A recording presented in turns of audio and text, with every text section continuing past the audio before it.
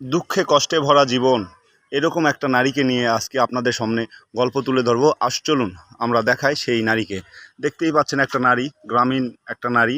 সে বাজারে গিয়েছিল, মাথায় তার আছে বস্তা, কোলে আছে একটা উলঙ্গ সন্তান।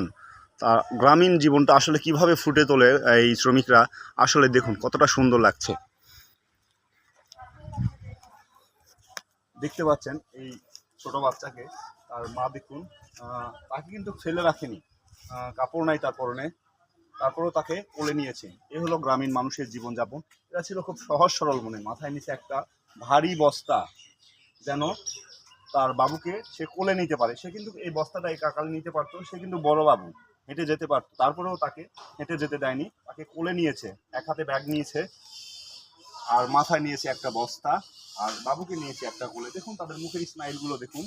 তারপরেও তাদের মনে হচ্ছে না যে তারা দুঃখে আছে, কষ্টে আছে। তারা বাজারে কিছু বিক্রি করতে গিয়েছিল, বিক্রি করে আবার ফেরার সময় বাজার করেছে এবং কিছু খাবার কিনেছে, তারা বাসায় খাবে।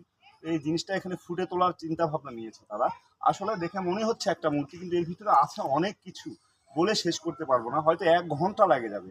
কিন্তু আমি শর্টকাটে আপনাদের বলে দিলাম গ্রামীণ জীবনগুলো ছিল আসলে অনেক সুন্দর ও মধুর জীবন, যে জীবনটা ফিরে পেতে আর কখনো কখনো কোনো দিনই সম্ভব নয়।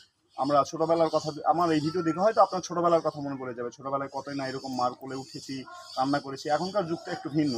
আর আমরা যারা ভিডিও দেখছেন 30 বছর বয়স বা 34 বছর বয়স, তাদের জন্য এই ভিডিওটা। ধন্যবাদ, সবাই ভালো থাকবেন, সুস্থ থাকবেন। আসসালামু আলাইকুম।